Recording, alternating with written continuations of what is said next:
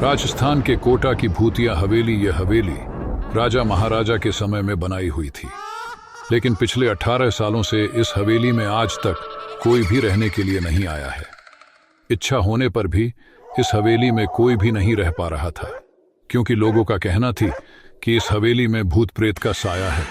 जब अजीत सिंह को इस हवेली के बारे में पता चला तो उसने तय किया कि वो इस रहस्य को जानकर ही रहेगा, क्यों लोग इस हवेली में नहीं रह पा रहे हैं। उसने मजबूत इच्छा शक्ति से हवेली में रहने की पूरी तैयारी कर ली। जब उसने हवेली के अंदर जाने के लिए पैर आगे बढ़ाए तो दरवाजे पे किसी अनजान व्यक्ति ने उसे रोक लिया और नजदीक जाके बोले, कौन हो आप और किधर जा रहे हो? अजीत सिंह ने जवाब देने के बजाय उसने सामने सवाल किया, जी आप कौन? मेरा नाम अर्जुन सिंह है और मैं यही पास में ही रहता हूँ। ओह अच्छा, मैंने सुना है कि यह एक भूतिया हवेली है और यहाँ कोई नहीं आ पाता है, इसलिए मैं इस हवेली में एक दिन रुकने का फैसला किया है। अर्जुन सिंह ने कहा, जी हाँ, आपने सही सुना है और आप भी अंदर मत जाइए, मेरी माँ ने तो आप भी वापस लौट जाइए, यहाँ बहुत खतरा है। यह सुनकर अजीत सिंह खुश हो गया, जैसे उन्हें कोई लॉटरी लग गई हो।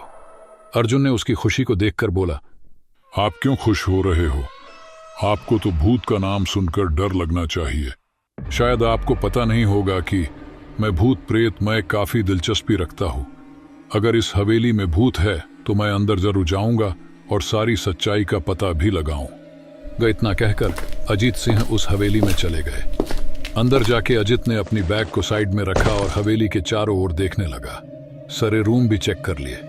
बाद में ड्राइंग रूम में आके सोफे पर बैठ गया। उसने वहां बैठकर दारू के 2-4 पैग भी पिए। वहीं अचानक उस रूम में लाइट का एक बल्ब चालू बंद होने लगी, लेकिन अजीत ने उस पर ध्यान नहीं दिया। थोड़ी देर बाद दूसरा बल्ब चालू बंद होने लगा, फिर तो हवेली की सारे लाइट चालू बंद होने लगी। ये सब देखकर अजीत अपनी जगह पे खड़ा हो गया और संपूर्ण सावचेत हो गया। अचानक उसके सामने एक छोटा टेबल हवा में उड़ने लगा।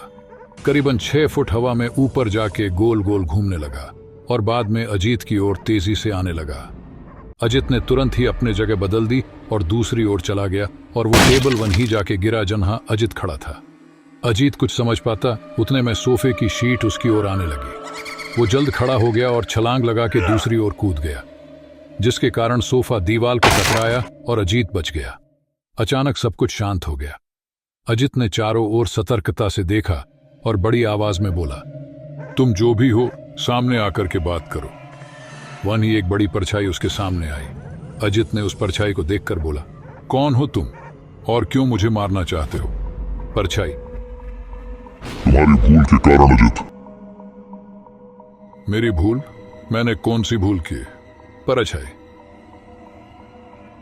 इस हवेली में आने की भूल। मैं किसी को भी इस हवेली में खुश नहीं देख सकता। अजीत, लेकिन क्यों? वो परछाई ने जवाब दिया, आज से 18 साल पहले इस हवेली के मालिक ने मुझे यहीं पे ही मार डाला था। मेरी कोई गलती भी नहीं थी। इस कारण की वजह से मेरी आत्मा इस हवेली में भटकती रहती है। मैं किसी को भी इस हवेली में नहीं रहने दूंगा, क्योंकि इस हवेली में मेरा खून हुआ था। इस हवेली में जो भी रहने के लिए आएगा उसकी मौत होगी। अजीत ने कहा, मैं तुम्हें अपने असली रूप में देखना चाहता हूं। और उस परछाई ने एक भयानक दरमियाना रूप ले लिया। उसका चेहरा इतना भयानक था कि अजीत भी एक क्षण के लिए डर गया था, लेकिन दूसरी ही क्षण में उसने अपने आप पर काबू पा लिया। बाद में इसने अपनी जेब में से सफेद पाउडर निकाला और उस भूत के पर फेंक दिया। भूत के पर पाउडर पड़ते ही वो जलने लग गया। बड़ी बड़ी ज्वालाएं उठने लगी। वो बहुत जोर जोर से चिल्लाने लगा और बाद में पूरी तरह से जल गया। उसके बाद अजीत ने चैन से सांस लिया और वहीं पर सो गया। दूसरे दिन सुबह जब अजीत को सही सलामत हवेली से बाहर आते देख अर्जुन को आश्चर्य हुआ। अर्जुन ने अजीत से पूछा, तुम कैसे जिंदा हो? जब अजीत ने अर्जुन को कल रात को घटी घटना को पूरी तरह से बताया और बोला, अब यह हवेली भूतिया हवेली नहीं रही।